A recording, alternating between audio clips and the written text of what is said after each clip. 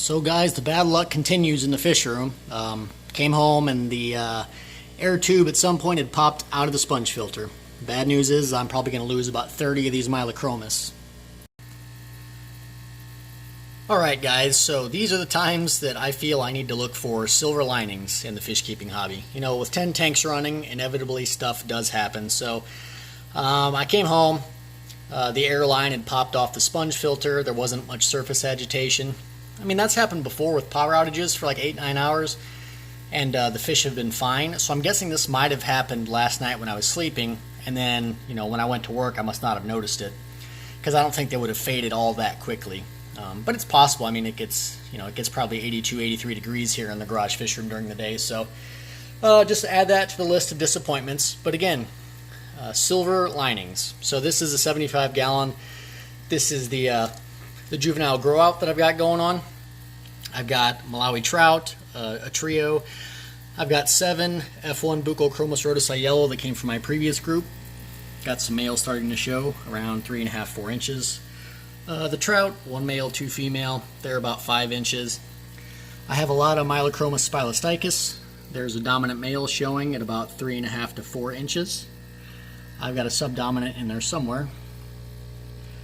There he is. And then I also have a couple just guys I'm trying to catch up on growth. My third Tyrannochromis macrostoma. I have, let's see, where is it at?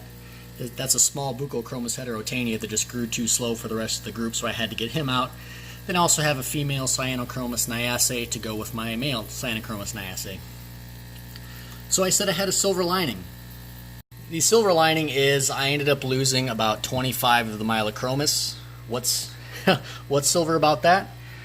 I now have a very, very healthy snack for these juvenile predators.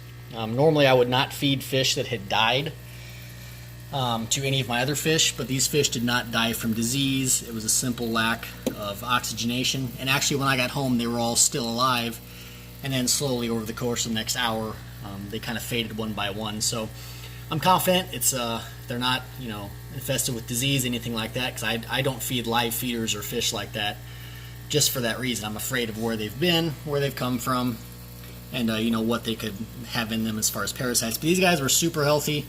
You know, I do 30% water change every 2 days on those fry tanks. They do really, really well.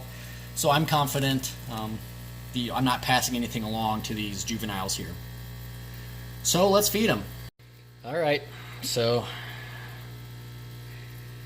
here we go. They love fish this size.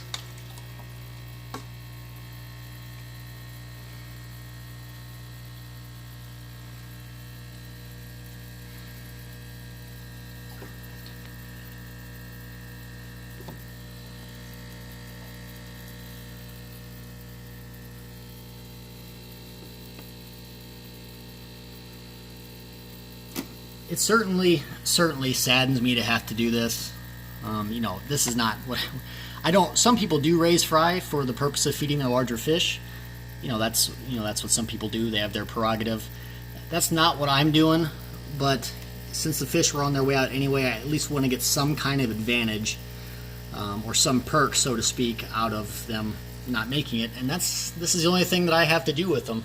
So either I give them to these fish to help these guys grow, or I simply just put them in the trash. So I decided to go with the feeding. Anytime that I have a fry, you know, a fish 1 inch or under that dies for any number of reasons, as long as I don't think it's a disease case, I'll go ahead and throw it in here. You know, sometimes it just happens. You know, when you've got 50 fry in a single tank, you know, almost 0% of the time do all of them make it. You know, now and then some of them they just get stressed out, and that's the end of it. So anyway, guys, that's what I do with my fry if they don't make it.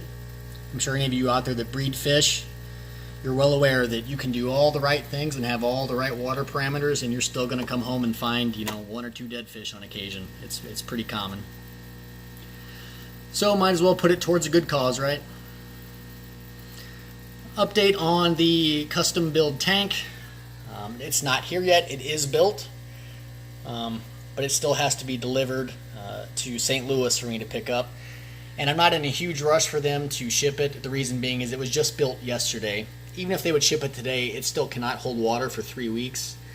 So, you know, I'm not paying extra to have them rush ship it here when, you know, all I'd be able to do is stare at it anyway and get more impatient. So anyway, guys, I hope you enjoyed watching. Not my favorite videos, but at least it's a video that nonetheless turns positive for some fish. So appreciate you guys watching. Don't forget, there are discounts for Southeast Cichlids on New Fish and Northfin USA. For any new products on their site, down in the description below, make sure and check them out. And see you guys next time.